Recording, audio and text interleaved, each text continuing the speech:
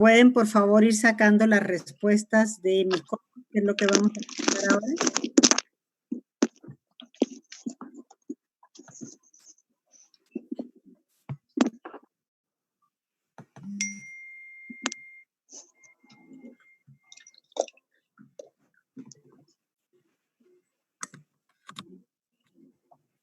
Doctora, una duda rápida. Para la plataforma de Moodle, ¿tenemos que crear la cuenta desde ya o usted nos va a dar especificaciones para hacerla? ¿Cómo sabes de la cuenta de Moodle? ¿Usted nos comentó? Yo les comenté. Sí, que que el examen iba a ser por Moodle. Ah, eso sí. Lo que pasa es que hay un problema ahí porque supuestamente no aparezco. Entonces le escribí al ingeniero Camacho para que modifique eso y en cuanto me diga qué hacer, ya les mando una comunicación sobre eso y qué hacer y demás, porque lo que él me había dicho es que ya tenían que entrar para cambiar contraseñas y ver si el correo estaba bien y todo eso, pero resulta que no existo. Entonces, estoy esperando que me conteste. Ok. ¿Sí? No se preocupen, no se preocupen, si de todas maneras el examen sería hasta la próxima semana. Ok, doctora, gracias. ¿Vale? Bueno, vamos a revisar ahora las preguntas de micosis, por favor. Entonces, si las pueden tener a mano para que veamos de qué se trata. A ver, ¿dónde está esta cuestión de micosis? ¿Sale? Entonces, vamos a ver a quién tengo por estas tierras. Ana Karen Santiago. Se cambió de grupo, ¿verdad?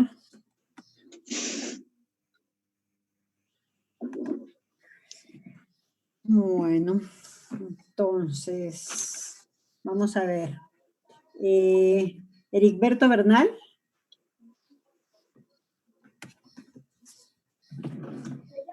Ericberto Bernal a la 1, a las 2 o a las 3. A ver. Él es del equipo 3. ¿Quién está del equipo 3? Yo. Araceli. Araceli Ericberto participó con ustedes ayer. Sí, me parece que sí, porque todos estuvimos checando las preguntas. Ok. Bueno, entonces, ¿serías tan amable de darle respuesta a la primera pregunta de qué no es cierto en relación a las micosis sistémicas verdaderas? Sí, pues todos estábamos de acuerdo en que la opción es la B, que dice que adquiere generalmente... A ver, nena, se fue tu voz. ¿Ya me escuchan? Sí. Sí. ¿Ya? Perdón. A ver, vamos viendo cosa por cosa y vamos repasando. ¿Son producidas por hongos dimórficos? Sí. ¿Se adquieren generalmente por inoculación cutánea? No. No. ¿Afectan habitualmente un sitio profundo como mucosos o un órgano interno como pulmón, tracto intestinal u otros? Sí. ¿El contacto inicial puede producirse por inhalación del hongo, ocasionando síntomas respiratorios? Sí.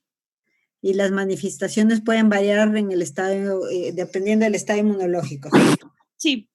O sea, la que no es correcta es... La de se adquieren generalmente por inoculación cutánea. Inoculación cutánea. A ver, déjame, aquí ya está, Araceli, gracias. Gracias. Vamos con... Heriberto Bernal no se conectó, ¿verdad? Es que si me pongo a buscar, el problema es que se invalide esto. Mariana Castro.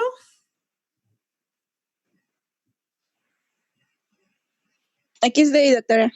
A ver, Mariana, síguele con la siguiente, por favor. A ver, espérame, déjame que baje esta cosa porque... La 2 dice, ¿cuál de las A, histoplasmosis, que sí, nosotros decimos que sí es sistémica? B, esporotricosis. Déjame que baje. Ajá, sí, ¿la histoplasmosis es sistémica? Sí, pertenece a las micosis sistémicas. La esporotricosis. La B, esporotricosis, que no es sistémica. La C, lobomicosis, que tampoco es sistémica. ¿Mande? Ajá, el micetoma.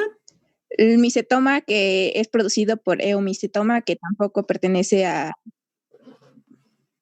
Y la E, rinosporiosis, que igual afecta al ser humano, pero no es sistémica. Entonces, la única sistémica aquí sería la histoplasmosis. Entonces, la respuesta correcta sería la A. Ok. Vámonos con la número 3. Sí.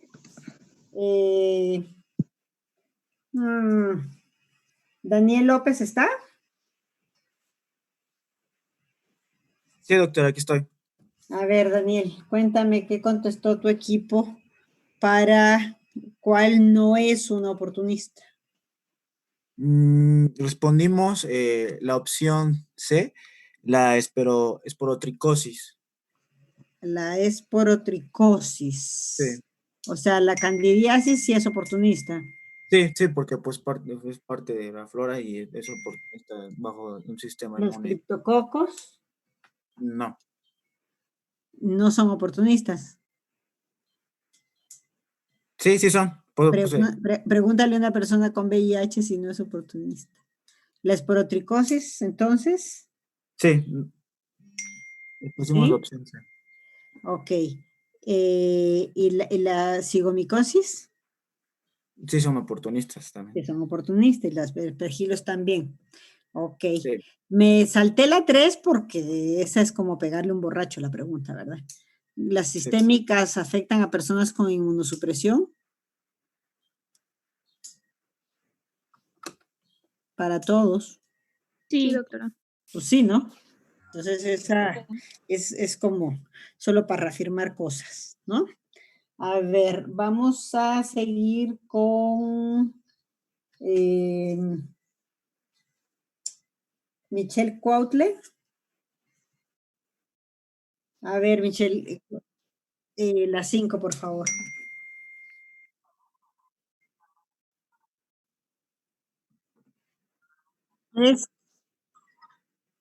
Vamos revisando, porque ¿es granulosa subcutánea? No, ¿verdad? ¿Es subcutánea crónica causada por eumicetos? No. ¿Está causada por un hongo dermatáceo? ¿Es sistémica granulomatosa crónica o aguda? Sí. ¿Y las lesiones cómo son?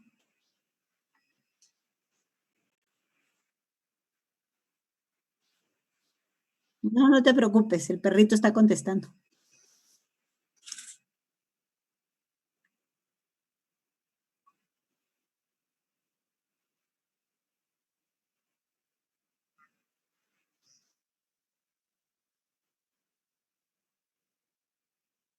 Doctora, yo puedo diferir un poquito ahí.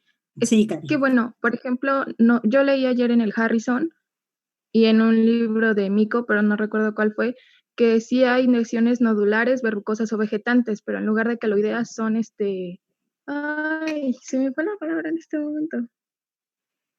Son como ulceraciones. Ok. Entonces, aquí el asunto, Michelle, es que tú decías que no eran vegetantes. Ah, queloideas, porque vegetantes o verrucosas sí son.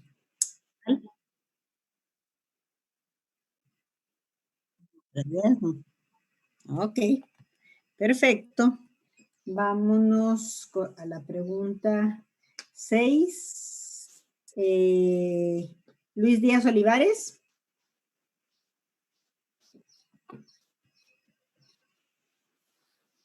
Sí, doctora. A ver, contéstame la 6, por favor. ¿Cuál afirmación es cierta de la paracoccidiomicosis diseminada? ¿Afecta Ok. exclusivamente a ganglios linfáticos? No, ¿Afecta gravemente la mucosa faríngea? no. ¿El pronóstico es grave y conduce rápidamente a la muerte?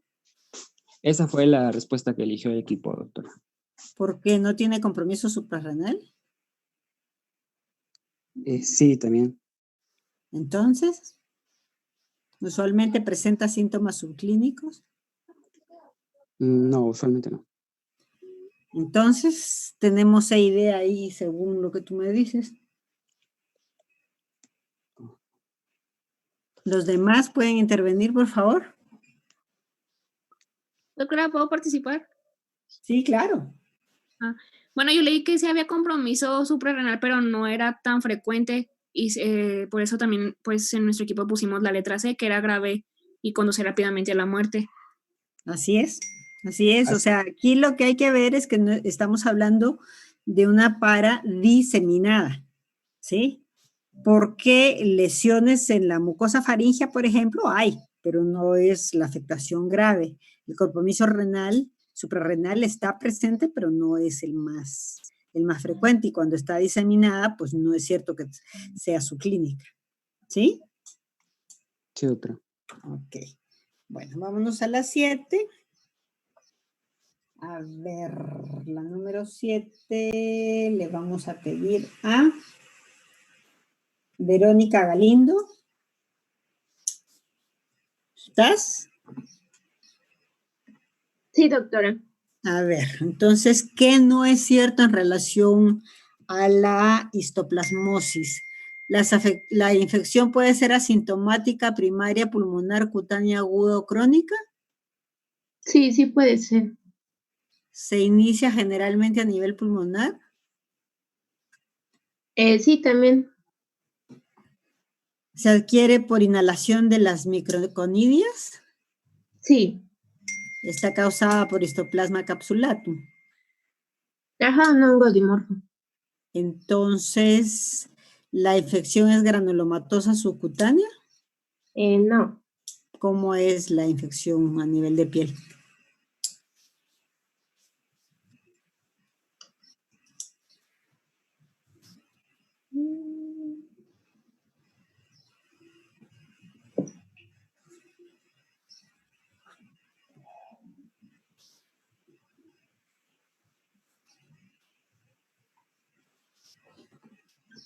¿Cómo es la afección?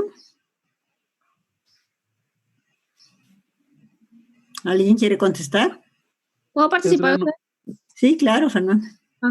Bueno, es que ahí, por ejemplo, yo leí que no había como que una lesión patognomónica de histoplasmosis, pero en mi equipo contestamos que podían ser placas acompañadas de adenopatía porque venía que podía presentarse linfadenopatía, pero no sé si esté correcto. O sea, ¿ustedes qué contestaron a estas 7?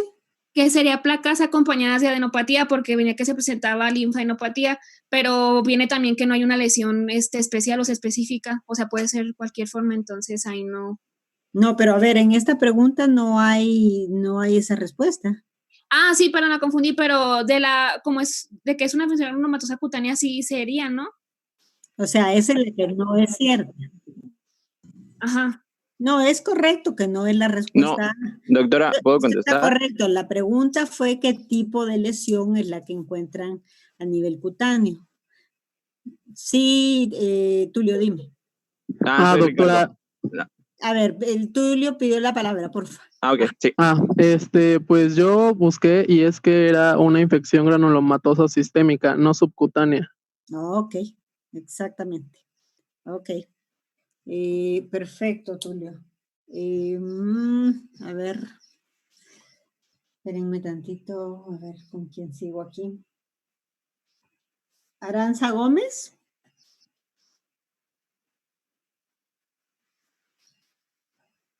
Aranza. Apareces conectada, entonces te conectaste y te fuiste, ¿o qué pasó? Bueno.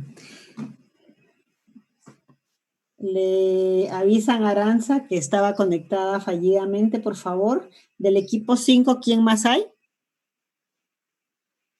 Yo, doctora. No, pero Soy Tulio. sí, no, corazón, pero ya contestaste. Le voy a preguntar a Juan Conde Pantoja, por favor.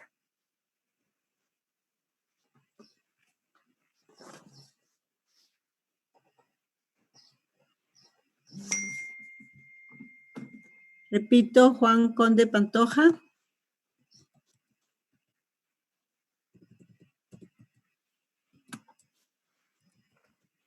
No está, creo, doctora. Creo que A no ver, está. del equipo 5, ¿quién trabajó en contestar ayer, por favor?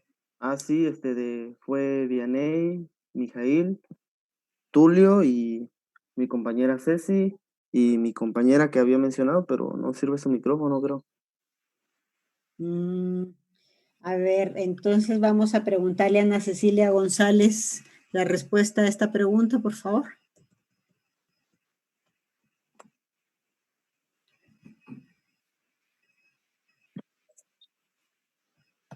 Creo que tampoco entró, doctora. No, pues este grupo está bien, entonces. Bueno, a ver, Tulio, vas. Sí, doctora. ¿Sí? Dime. La forma clínica de la presentación de paracoccidomicosis de nuevo. Paracoccidiomicosis mixta es pulmonar cutánea, no. Pulmonar mucocutánea, tampoco.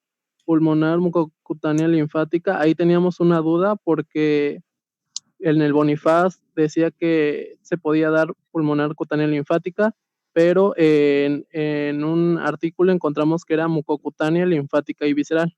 Así es. Y forma diseminada, pues no. Así es. Lo que pasa es que tenemos en la paracoccidiomicosis formas pulmonares. ¿Sí o no? Bueno, yo así lo vi en el Bonifaz, pero después lo rectifiqué. Es mucocutánea linfática y visceral. Pero la pregunta es distinta, es si tenemos formas pulmonares en la para. ¿Sí o no?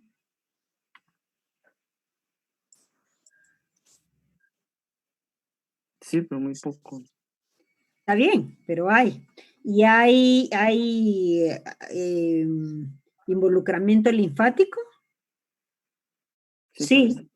Entonces, el asunto es que esto finalmente comprende a todo, porque es mucocutánea linfática visceral, cuando hablamos de pulmones no está incluido como víscera.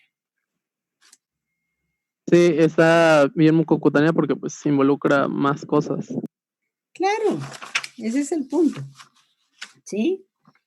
Bueno, entonces... Doctora. Sí. En la pregunta 7, donde preguntaba las manifestaciones cutáneas de la histoplasmosis, nosotros investigamos que pues sí pueden haber presentaciones cutáneas y solamente del 4 al 11% de los pacientes van a desarrollar estas manifestaciones cutáneas. Lo más general es que sea una expresión pulmonar de la enfermedad. En el caso de que sea cutánea, creo que la pregunta que estaba haciendo, generalmente son placas eritematosas o nódulos que son, pues sí, indurados y que duelen y que descaman. No sé si esa sea la respuesta. No, o sea, si tú te das cuenta en la respuesta E de esta misma pregunta, sí está referida a las formas cutáneas que pueden ser agudas o crónicas, ¿no? Sí. Pero cuando hablamos de que es una inflamación granulomatosa, no es una infección granulomatosa subcutánea, ¿cierto? Ah, no. Sí. ¿Sí? Esa es la diferencia, ¿sí? Sí. ¿Sale? Bueno, entonces nos quedamos en ¿cuál? En la 9, ¿verdad? Uy, esto ya no bajo más. Espérenme tantito porque ya no baja. Entonces, aquí vamos a ver en la pregunta 11. Marco Antonio Torres Rojas. Sí, doctora. A ver, dime, Marco Antonio, ¿cuál afirmación no es cierto en relación a la epidemiología de histoplasmosis? ¿Tiene su hábitat en el suelo y detritus vegetales? No. ¿No? Ok. ¿El periodo de incubación es de 7 a 10 días? No, tampoco. Ay, Dios, entonces ya llevas 2. ¿La vía de entrada principal es la cutánea? Sí, Sí. sí, esa es la respuesta que escogimos como equipo. No, Sí, pero yo no te estoy preguntando lo que haya respondido el equipo, te estoy preguntando cada cosa. Y me dices que sí tiene su hábitat, que no perdón, tiene perdón. su hábitat. ¿Puedo responder, doctora? No, espérame, Perdón, es que me está contestando, por confundí favor. me confundí con la pregunta, perdón, no vi el no, pero sí, No. Por eso yo sí, sí. no pregunté lo que dice en la pregunta inicial, sino cada cosa. Entonces voy para atrás. ¿Tiene su hábitat en el suelo y detritus? Sí, sí lo tiene. Y lo tiene. Sí. Okay. O sea, era no, que no era la respuesta, entonces. Ajá, perdón, a eso me refería. Ok, bueno. ¿El periodo de incubación es de 7 a 10 días? Sí, ese es el promedio. ¿Cuál es la puerta de entrada principal? Es la respiratoria, generalmente es por la inhalación. Ok, ¿y los niños cómo están? Pues son más susceptibles y tienen alta incidencia de diseminación debido a que su sistema inmunológico es un poco más, no es tan competente como el de un adulto. ¿Y por qué entre la tercera y cuarta década es la mayor edad? Nosotros encontramos un artículo en el que mencionaba principalmente sobre, porque digamos que la exposición a esa edad es más frecuente y también porque se puede relacionar podría ser, por ejemplo, con factores ocupacionales, perdón, Claro. y los niños, y que también está relacionado con otras comorbilidades que pueden presentarse a esa edad. Okay. Encontramos que son más frecuentes en hombres, en mujeres con una relación 4:1 y, lo que mencionaba es que es por comorbilidades asociadas, pero el principal factor es por los factores ocupacionales, en la que los hombres están más expuestos que las mujeres a este tipo de trabajos. Generalmente, pues, el campo, por ejemplo. En el campo, exactamente. Ok. Bueno, gracias, Marco Antonio. Vamos a irnos con Fausto Rosas, del equipo 8. ¿Estás por ahí, Fausto? Sí, doctora. Esta es muy sencilla, así que te tocan 2. ¿Cuál es un factor predisponente para la aspara? Nosotros, en el Bonifaz venía que no hay factores predisponentes, pero que sí han habido casos en donde los pacientes sí tienen tuberculosis, alcoholismo y desnutrición. Nosotros contestamos todas las anteriores, pero pues en el Bonifaz dice que no es un factor, que no hay factores predisponentes, pues. Sí, pero es que realmente si tienes asociados casos a eso, o sea, no es que si ya tienes tuberculosis te vas a agarrarte una para, ¿no? Sí. Pero si tienes tuberculosis, alcoholismo o desnutrición, es mucho más fácil de agarrársela, ¿no? Sí, sí. Entonces, más bien tendría que ser calificado como factor de riesgo, ¿cierto? Ajá. Bueno, entonces síguele con la otra porque esta está muy facilita. La infección primaria de histoplasmosis, ¿cómo es? ¿Sintomática, cómo va?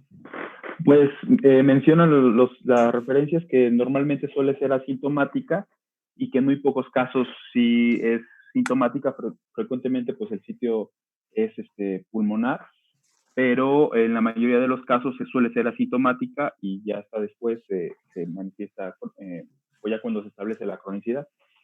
Claro. Ok, gracias, Fausto. Vamos a seguir a otra. Esta es complicada. Entonces, vamos a ver aquí quién falta. Saúl Barrón. Sí, doctora. ¿Sí estás? Sí. Bueno, Saúl, a ver, esta es una pregunta triquiñuela. Entonces, sí, cuéntame bueno, cómo están las defensas en los pacientes con histoplasmosis. Bueno, yo leí, doctora, que, inicialmente en los pacientes con histoplasmosis vamos a tener un aumento de los linfocitos TCD4 y posteriormente vamos a tener una activación de los linfocitos CD8 como tal, y bueno, esto nos va a llevar a la formación de un granuloma. Y mencionaba que, bueno, la principal interleucina que en este caso estaba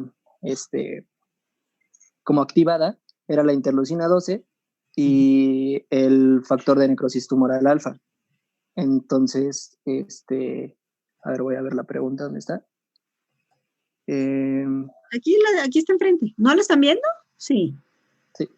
Okay. Bueno, entonces en este caso yo pondría todas las anteriores porque involucran,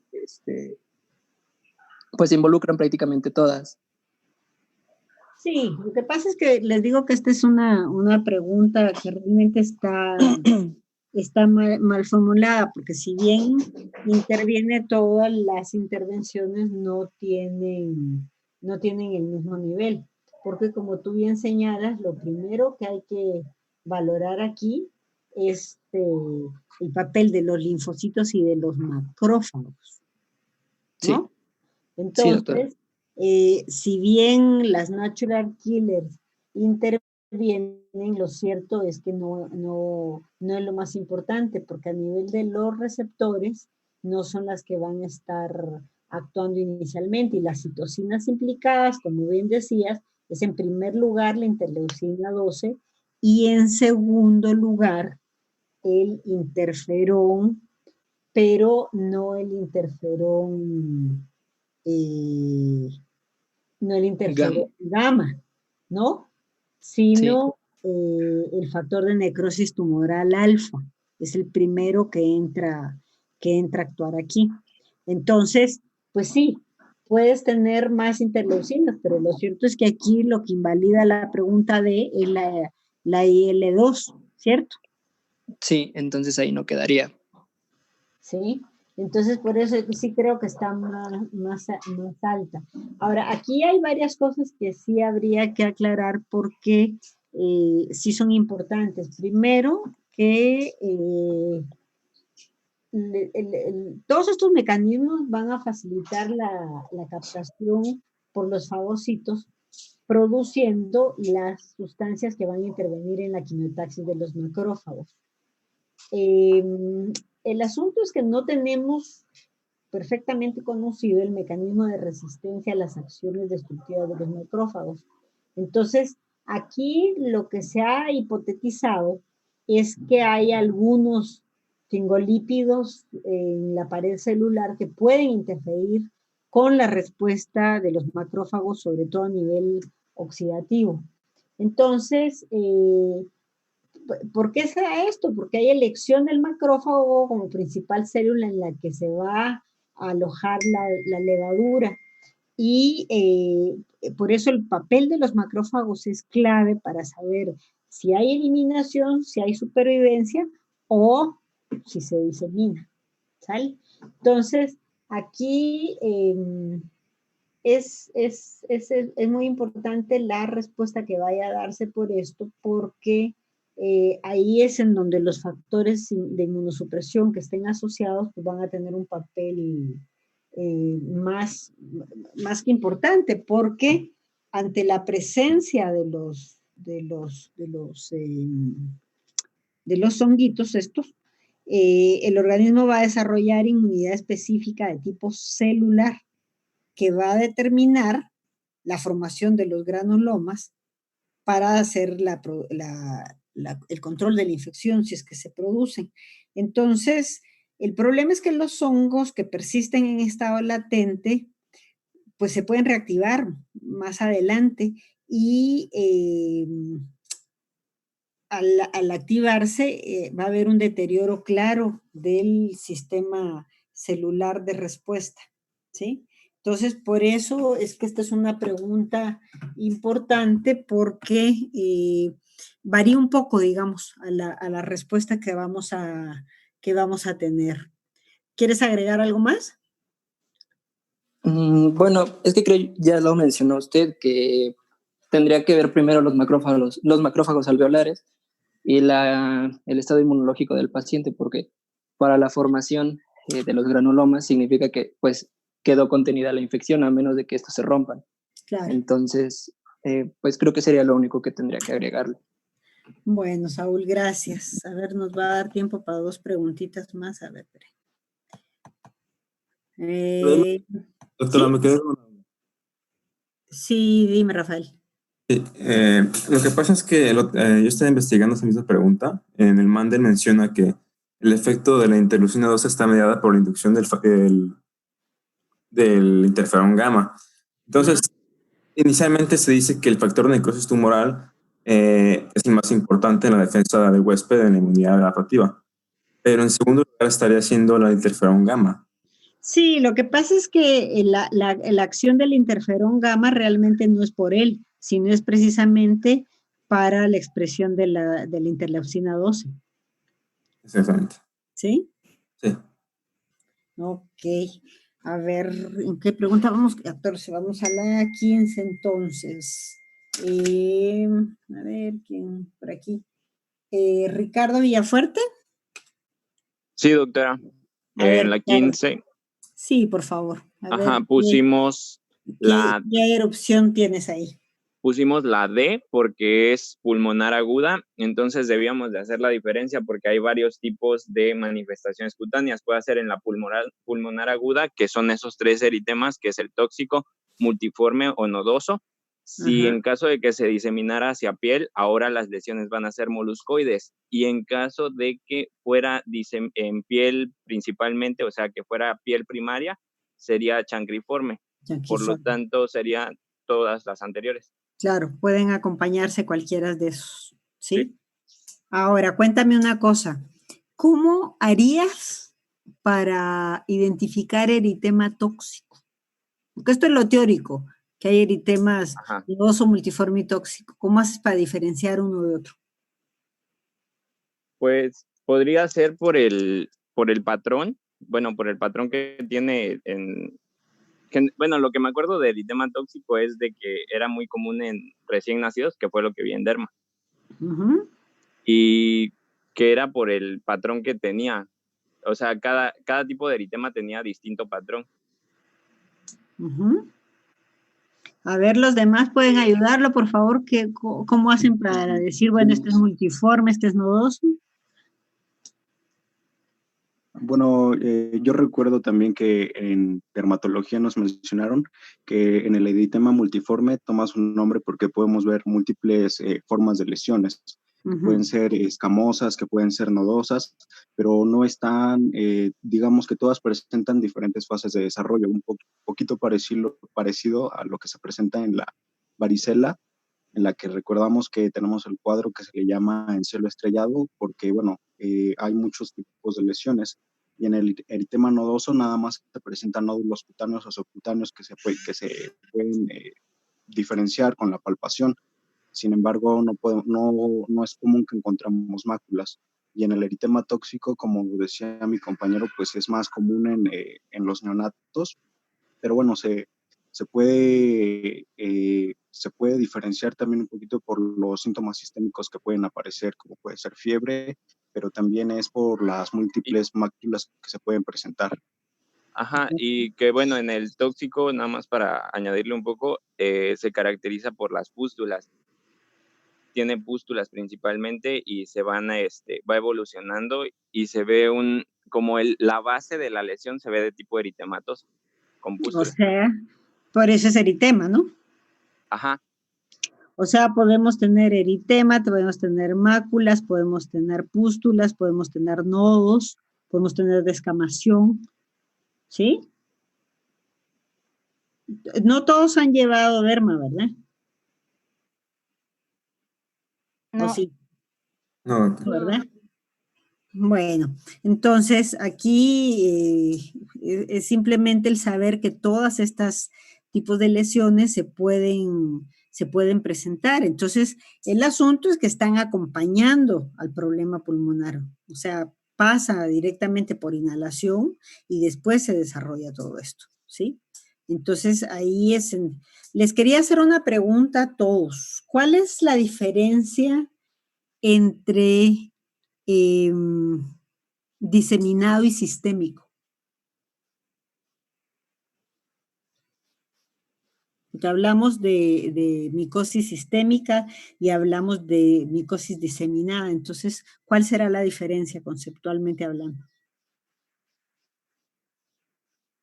Se refiere, creo que, al foco de infección primario, es decir, por ejemplo, en una diseminada, el foco de infección puede ser a través de una lesión cutánea y después se disemina porque atraviesa todas las capas de la piel y penetra en los vasos finos y luego se disemina por todo el torrente sanguíneo. Y en una infección sistémica, pues la vía de entrada puede ser hematógena o yo creo que linfática y es así Pero que... igual se está diseminando entonces. Pues sí, pero es que en las infecciones sistémicas, todos los lugares son como sitios de diana para esas infecciones, ¿no? Ujú. Bueno, no todos, pero los que sean específicos, pero están alterando un determinado sistema, ¿sí? Sí. Por eso son sistémicas. ¿Y tendrá que alterar un solo sistema o tiene que haber involucramiento de más de un sistema? O cuando hay involucramiento de más de un sistema es que hablamos de diseminación. Esta es una pregunta teórica, pero conceptual básica, digamos, para entender la diferencia entre una cosa y la otra.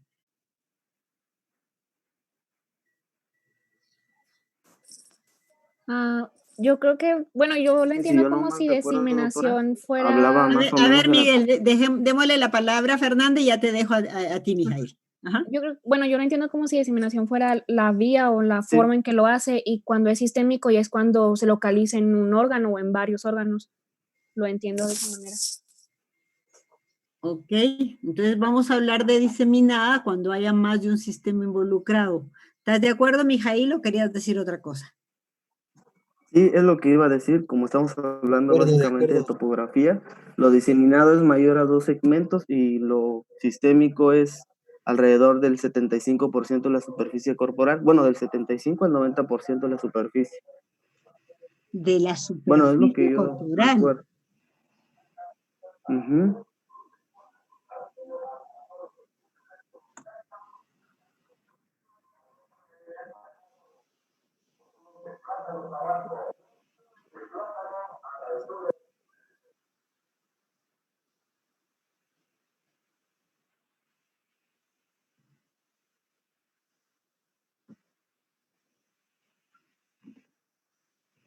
Ajá.